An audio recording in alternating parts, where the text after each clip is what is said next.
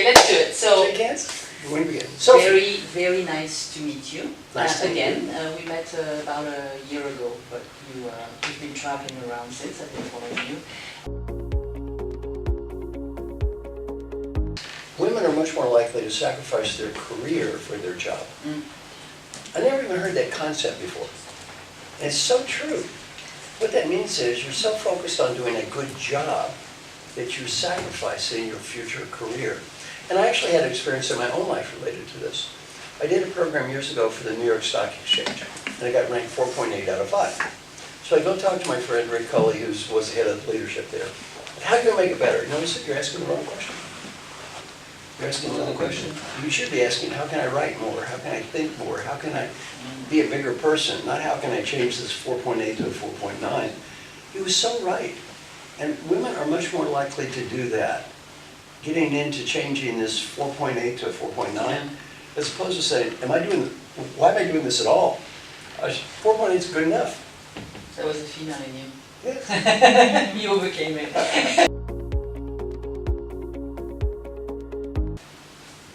Men tend to be much more competitive with other men. So, on Wall Street, a woman gets $30 million net worth. She's much more likely to say, well, 30 million is a lot.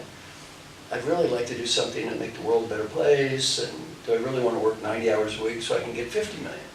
The man is much more likely to say,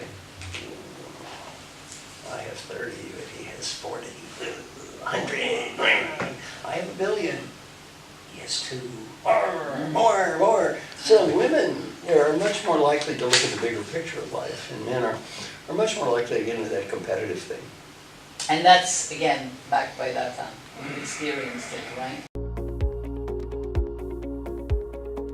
For all the ladies out there listening to that, thank you, full stop. Not thank you, not thank you, but it was my team. However, I didn't do much of it. No, just thank you.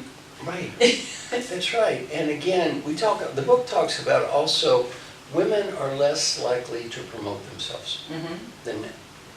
And again, another one I really like in the book that is this nonsense of, have you ever thought about this?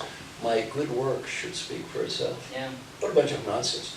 Now, as if somehow God is going to fly out of the sky and recognize you for your good work. That's silly. If that were true, no company would need a marketing function. Yeah, no. You wouldn't need to sell yourself. No, but life isn't fair. Oh, yeah. That's the way it is. I experience it myself as the boss of a company. I try to be as fair as possible to gender-wise. Yeah. But I have encountered many times a man coming to me to ask for a promotion. Yeah. I've rarely seen it from a woman, right. And I have to ask myself, does she really want it? That's right. And that's the point you're making. It's good that you ask yourself though, because as a leader, if you didn't ask yourself, then you start assuming she doesn't want it. Yeah. That's very good. Yeah. Good point. But the fact that she's not coming You could to the table asking for it. You could assume she didn't care. Women get better at 360 feedback than men as leaders. Yet, women tend to be more self-critical than men. Yeah. And so the women are harder on themselves. So the one coach I have with women much more than men is don't be so hard on yourself. If you want to get promoted, that's not good at all. Yeah. It's bad. Well, here's the key. The book doesn't say, Sally and I spent a lot of time on this. It's a very subtle point. The book doesn't say women shouldn't want to be promoted. Yeah. Or they should want more power. What the book says is, if you do want to be promoted, and if you do want more power, these are things that tend to hold you back. If you don't, it's okay. We're not making a value judgment here. I'm not God, I'm not zero judging anyone.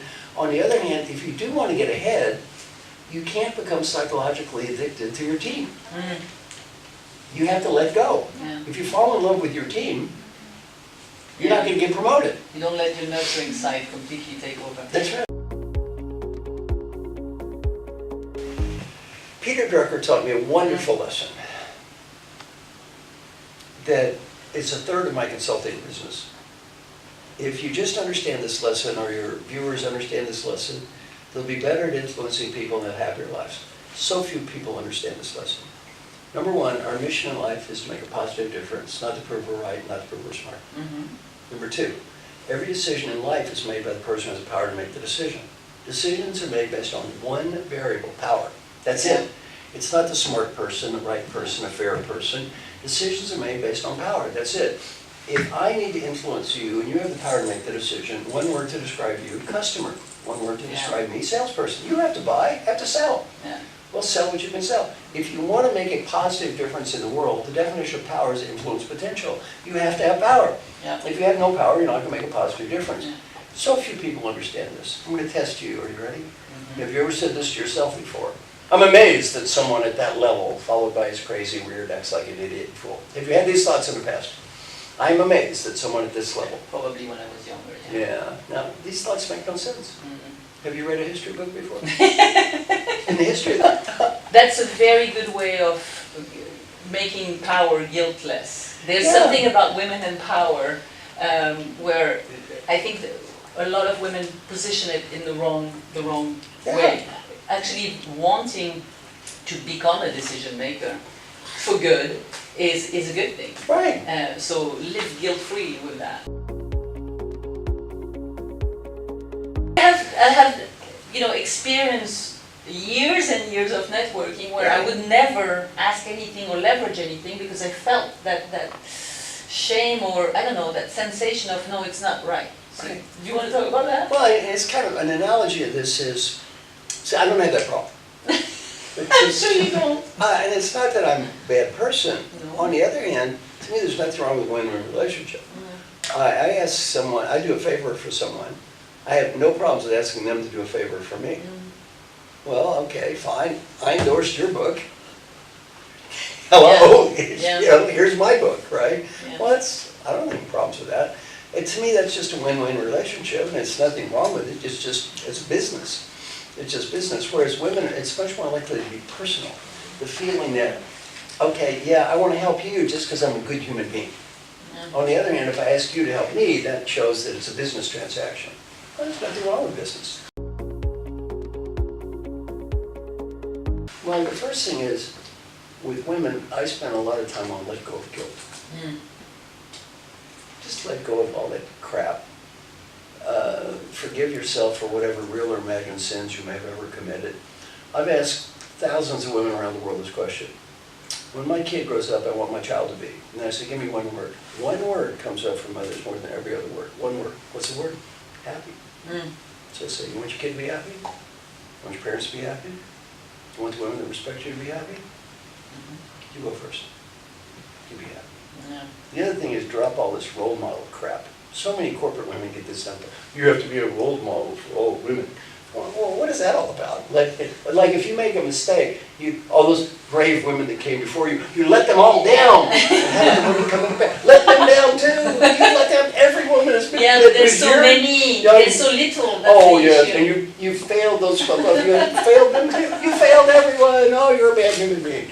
So I always tell women just drop all that crap. Right? It's Easier said than done. You have tips? Well, the first thing is, quit doing what you just did. You can do this. You can do this. Am I making sense? Let me give you a good way to look at it. You want all the women listening to you to feel guilty about themselves? No. Then guess what? Who's their role model? You go first. I don't feel guilty at all. Good. I'm done that. That was 10 years ago. Oh, man, for us, there's some bad news. The bad news is leaders, we're not as good. Yet, man, for us, there's good news. We don't care. I'll leave it on that. Thank you so much, Marshall. It was great to have you. How Women Rise. I suggest strongly for every single woman, but as well for men. I'm having my husband reading it, so he can actually get into my psyche a little bit. But he doesn't care, like you said. Thank you very much. It was great. It was great.